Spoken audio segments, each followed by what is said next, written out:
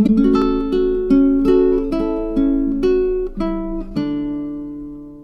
मैं रोहित मौर्य आपका इस लेसन में स्वागत करता हूं।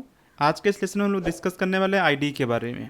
तो देखिए, जब भी हम लोग पाइथन की बात करेंगे तो हम लोग वहाँ पे पाइथन का कोड लिखेंगे। तो पाइथन का कोड लिखने के लिए हमारे पास यहाँ पे बहुत सारे टेक्स्ट एडिटिंग सॉफ्टवेयर होते हैं। इनको हम लोग टेक्स्ट एडिटर भी बोल सकते हैं। जैसे एक सिंपल सा एग्जांपल है नोटपैड, जो कि हर एक विंडोज के अंदर ऑटोमेटिकली पहले से इंस्टॉल होता है। नोटपैड का हम लोग इस्तेमाल कर सकते हैं पाइथन का कोड लिखने के लिए। बस आपको यह ध्यान रखना है कि जब भी आप किसी फाइल के अंदर आप पाइथन का कोड लिख रहे हैं तो आप उसको सेव करते समय लास्ट में वहां पे .py एक्सटेंशन का इस्तेमाल जरूर कीजिए। देखिए, जिस तरीके से हम लोग इमेज के लिए .jpg .png का इस्तेमाल करते हैं, मीडिया फाइल के लिए .mp3 .mp4 ये सब का इस्तेमाल करते हैं, उसी तरीके से अगर आपको पाइथन फाइल बनाना है तो हम लोग वहां पे .py एक्सटेंशन का इस्तेमाल करते हैं। अगर किसी फाइल के लास्ट में वहां पे .py एक्सटेंशन का इस्तेमाल किया गया, इसका मतलब यह है कि वो फाइल पाइथन फाइल है। आप उसमें पाइथन का कोड लिख सकते हैं यूजिंग एनी टेक्स्ट एडिटर। देखिए, जो नोटपैड होता है उसका हम लोग इस्तेमाल कर सकते हैं पाइथन का कोड लिखने के लिए, लेकिन हम लोग करते नहीं है क्योंकि हमारे पास उससे बहुत ही अच्छे सॉफ्टवेयर अवेलेबल हैं, जिसको कि हम लोग बोलते हैं आईडी, इंटीग्रेटेड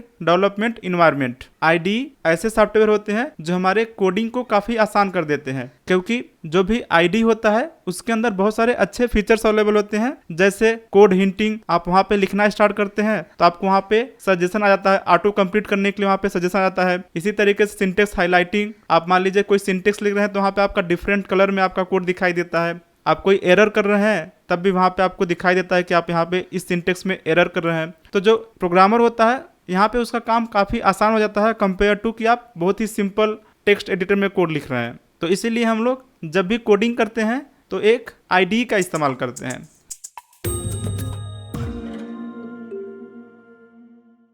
अब देखिए, कोई ऐसा पूछ सकता है कि पाइथन के लिए यहाँ पे कौन कौन से आईडी अवेलेबल हैं। तो देखिए, पाइथन के लिए यहाँ पे बहुत सारे आईडी अवेलेबल हैं, जैसे पाईचार्म हुआ, सबलाइम टेक्स्ट हुआ, विजुअल स्टूडियो कोड हुआ। इसी तरीके से बहुत सारे आईडी अवेलेबल हैं जिसको कि आप अपने सिस्टम में इंस्टॉल कर सकते हैं और उसकी हेल्प से पाइथन का कोड लिख सकते हैं। इसके साथ में बहुत सारे अच्छे वेबसाइट है जहाँ पे आप सीधे पाइथन का कोड लिख सकते हैं। आपको अपने सिस्टम में कुछ भी इंस्टॉल करने की जरूरत नहीं पड़ेगी। जैसे REPL.it एक वेबसाइट है, गूगल कोलैब है, ये भी काफी अच्छा वेबसाइट है जहाँ पे आप सीधे पाइथन का कोड लिख सकते हैं। आपको कुछ भी इंस्टॉल करने की जरूरत नहीं है। इसके साथ में जो हमारा पाइथन है, जब हम लोग पाइथन को इंस्टॉल करते हैं तो उसके साथ में पाइथन अपने लिए खुद एक सिंपल सा आईडी इंस्टॉल करता है जिसका नाम है IDLE। इसका भी हम लोग इस्तेमाल कर सकते हैं पाइथन का कोड लिखने के लिए।